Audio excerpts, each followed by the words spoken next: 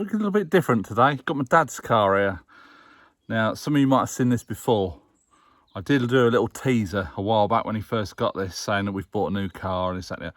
That got a lot of upset people commenting. How could you, on social media, how could you get rid of a Range Rover for a Citroen? No. Don't be daft. So yeah, this is his car now. It's had a few issues. One of them, if you leave the car for about 3 to 4 days, it will not start at all. The battery just goes totally dead. So we went old school. I don't think there's any other way that you can really do it. Disconnect the battery, put the meter across from the terminal to the battery on the amp setting. It had a drawer on it, quite a high drawer. So the only way to really find out what it is pull one fuse out at a time. Now we did find what fuse it was, pulled it out. The car's been sat here for a fortnight and it's just fired up straight away, no problem at all. So the fuse that we pulled out, I can't remember what number it was, but it's in the little pocket thing in there. It does the infotainment system. I fucking hate that word, infotainment. It's a stereo head unit, sat nav screen, whatever. It's not in, oh yeah, probably it is, but I was just, sometimes you get a word that it makes you sort of, infotainment is one of them. Yeah. Anyway, so it does that, does the sat nav screen and all that. It does the telematrix, which I'm assuming is something to do with like all your consumptions, this, that and the other, that probably go through that screen and probably through the dashboard somewhere as well. Also, that includes the Bluetooth module for your hands-free phone kit in the car, built in, buttons on the steering wheel, that kind of thing. It's the same year as our Range Rover, it's 2010. So it's got the same Bluetooth connectivity. You can connect your phone to it and that's about it. You can't connect your phone and stream music through the head unit or anything like that. It's just for the phone. Apparently on the Citroen C-Crossers, which is also the same as a Mitsubishi, is it Outlander? And there's a Peugeot variant as well. All exactly the same car, exactly the same engines, running gear, this, that and the other. They just put a different badge on it. That is a common fault on these, the Bluetooth module, which apparently is tucked underneath the stereo unit in the dashboard. So on this one, this is the 2010, it's got the integrated screen for the sat-nav. Citroen sat-nav is, by all accounts, pretty shit. You can't put a postcode in. You have to start with the town and then you work down to your address. Yeah, it's not the best. So anyway, apparently the Bluetooth module is underneath that thing. And now, as they've said, it's a common fault. I'm going to pull the head unit out, hopefully. Take the Bluetooth module unit out, disconnect it. Then we'll put the fuse back in and we'll test it across the battery again. Or I'll test the battery, then we'll put the fuse back in and see if it's made any difference to it. So let's crack on with that now. I'm going to grab a handful of tools. I don't know what I need. I think you have to pop the vents out, and then there's some screws or some bolts. I don't know. Let's get in the car and have a look. Apparently these should just pop out.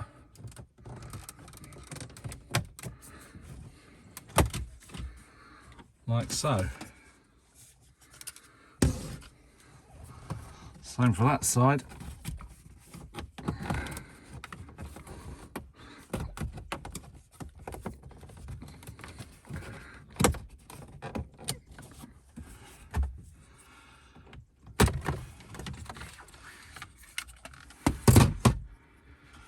Oh, that's handy. A couple of Phillips screws.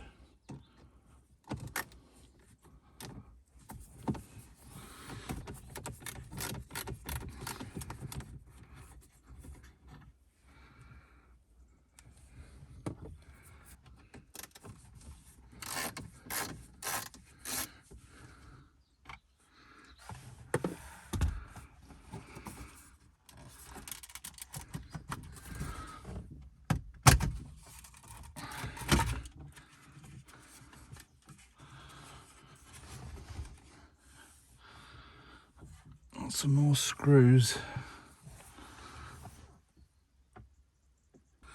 Got two at the top here.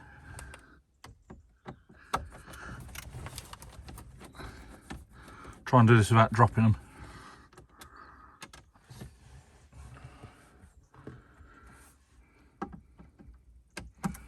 Here's a magnetic screwdriver, but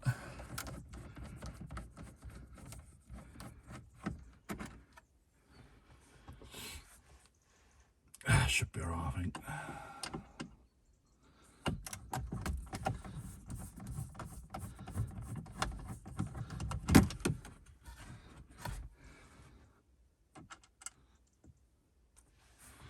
Let me just see if I can disconnect this. Get that out of the way.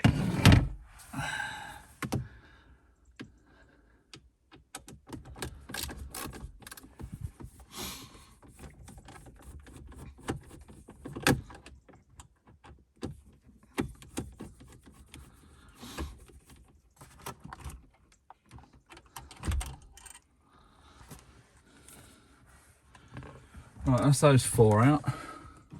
So on the little dowels, just hoping there's enough slack on the cable to be able to take this out. Oh, it's heavy.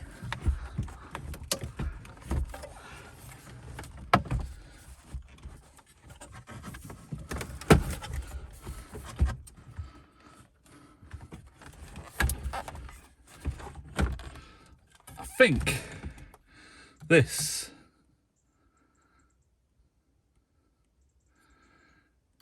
is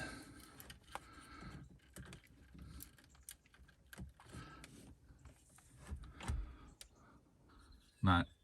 I'll get a screwdriver and we'll see if we can get that off. But what I'll do is we'll test the battery first as well. That was quite straightforward, really. I think this is it. It doesn't.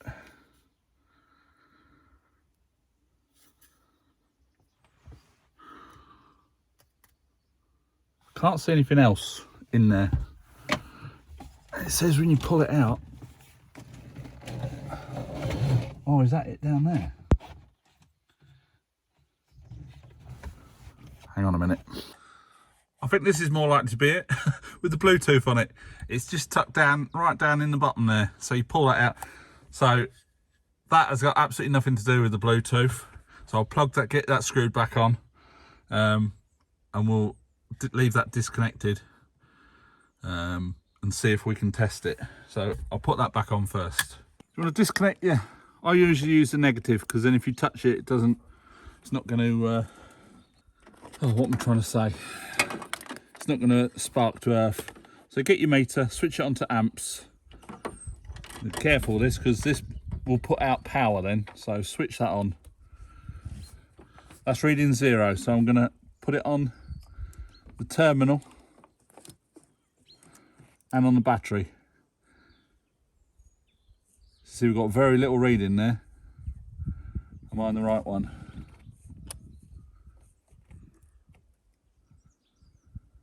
Right, that should come down.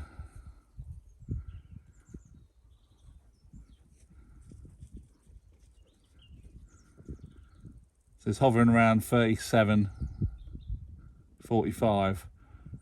The car's just going to go to sleep in a minute.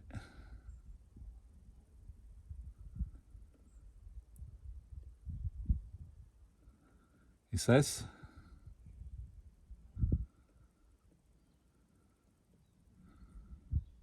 There you go, it's dropped down. 0.04 now. So basically the car's gone to sleep as if you locked it up. There you go, nothing, 0. So I'm going to put that fuse back in now. There you go, in there. It's fuse number 7 we're looking at, so I'll get that changed. All right, I'll put fuse number 7 back in. So now, put that one onto there. Switch that on. Put that back on the battery. Right, you can see we're at 1.8. It's coming down. Obviously got to give it time to settle down. It's a little bit higher than it was last time. Here we go, 30, we're seeing 37s now, 39s, 38. As things start shutting down, that goes lower and lower, but we want it down to 0 if we can, like we did before. Just got to give it a few seconds.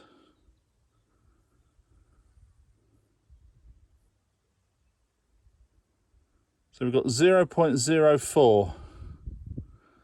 Now, is that good enough? I'm not sure.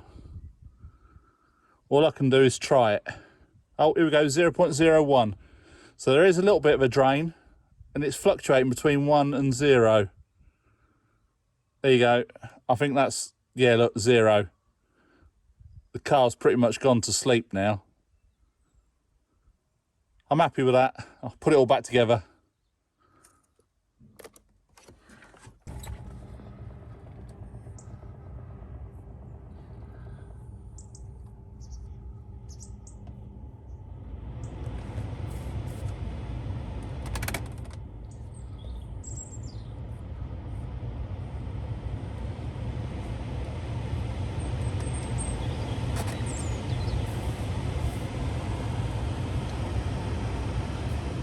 That was a nice straightforward job. This here is the Bluetooth module. I've got part numbers off it. It does say Euro on it, so this is European Bluetooth frequency, whatever that's going to be. Got a part number, see if we can get one. I don't think my dad uses that function anyway, but thought while we're in the car, we'll go for a little drive and see what we think.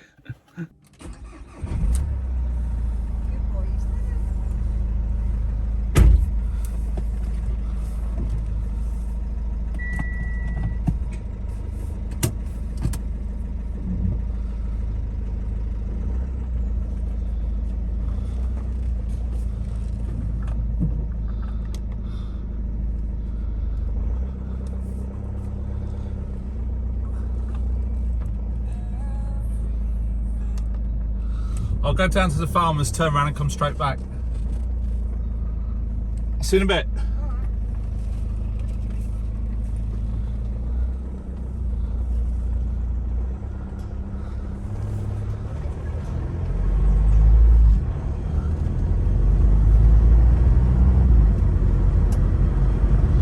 Sounds like the brakes have got a bit rusty.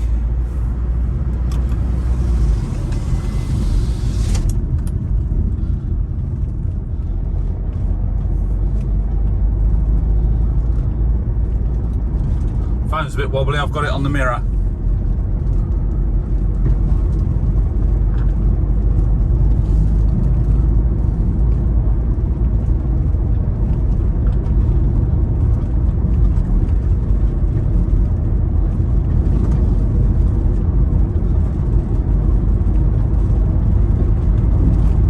That'll do. So that is in effect how you take out the head unit on a Citroen C-Crosser, Mitsubishi Outlander, Peugeot, I think it's a 4007. I can't remember, but you'll know if you've got one. You'll know that it's the same as the whatever. Anyway, easy job. I think we found the culprit. Time will tell. They're away for another week, so if we leave it now for a week and see if it starts up when I go and pick them up. I won't pick them up in that. I've just driven it up the road. I think we are a little bit spoilt with the Range Rover, because the Range Rover, as you know, if you've got a Range Rover or you've driven one, you'll know that the ride is first class, and anything else is obviously far inferior. I was going to say superior, you twat. So yeah, that is, it's not my cup of tea. It's a nice car, it's comfortable. It has got a little bit of go in it. It's the 2.2, I think that's about 100 and something horsepower, I can't remember how many horsepower it is. Automatic. Of course, I thought it had sports gearbox in it. So I knocked it over to the side, put my foot down, and it didn't change gear. And I like, because on the Range Rover, you knock it over to the left, it puts it into sports mode, unless you start using your manual. Not on this one, you knock it over to the left, and that is manual. It has got the paddles as well on the steering wheel. It's a nice, comfortable car for old biddies, basically, which I suppose my parents are now. Or getting close to it, anyway. I could expect a bit of backlash from that one. But yeah, it's a much more practical car for them than the old BMW 1 Series that they've still got. It's up for sale. It's 7 seats. You can pull a row of seats out the boot. It's got the split tailgate on it. I wonder where they got that idea from.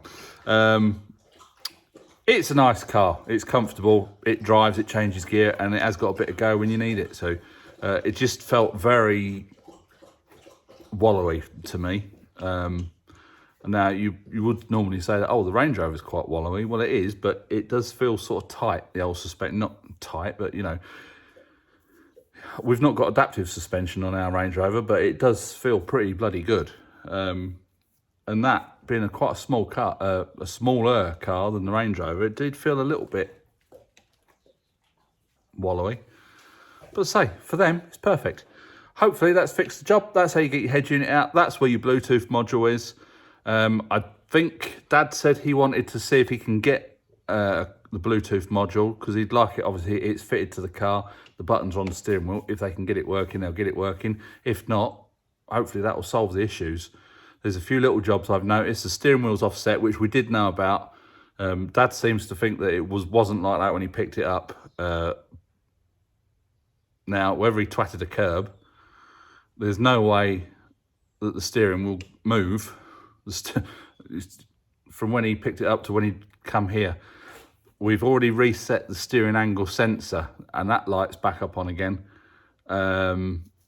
So whether straightening out the steering wheel, I don't think it'll be on the, I don't think you can take the wheel off and turn it round.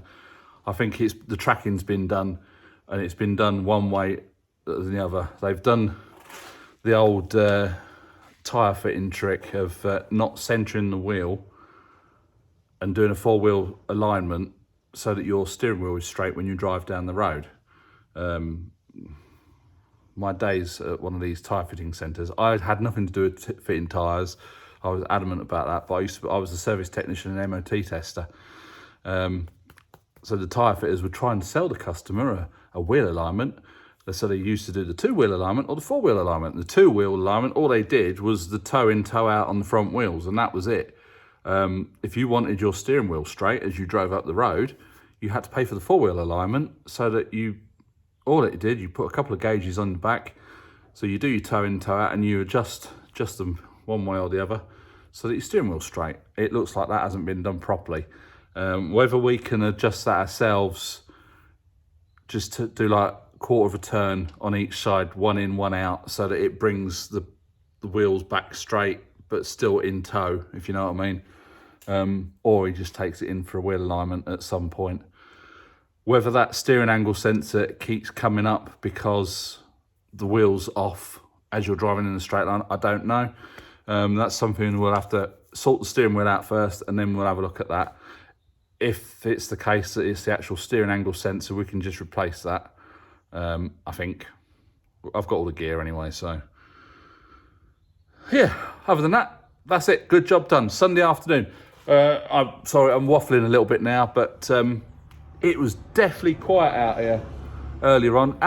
You couldn't hear a bloody thing. All you could hear was the clouds moving in the sky. It was that quiet, and the birds fluttering around. And Tina looked up. We have been told this before.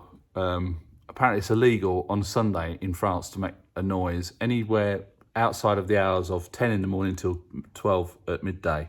So you get a 2-hour window that you can cut the grass, use a chainsaw, anything outside that you can get reported. All our neighbours make noise, but yeah. So I thought I'll just get this little job done. It's done now, and hopefully they can park the car up for a few days without having to worry about it keep going flat. He did treat himself to a top-on jump start JS 2000 like we've got. I think he has used it a couple of times. Hopefully, fingers crossed, he ain't got to do that anymore. Anyway, it's going to be, I've waffled on for far too long. Let's finish this video. I hope you enjoyed it. And please click the thumbs up, subscribe if you haven't already, and I'll catch you in the next one. Bye for now.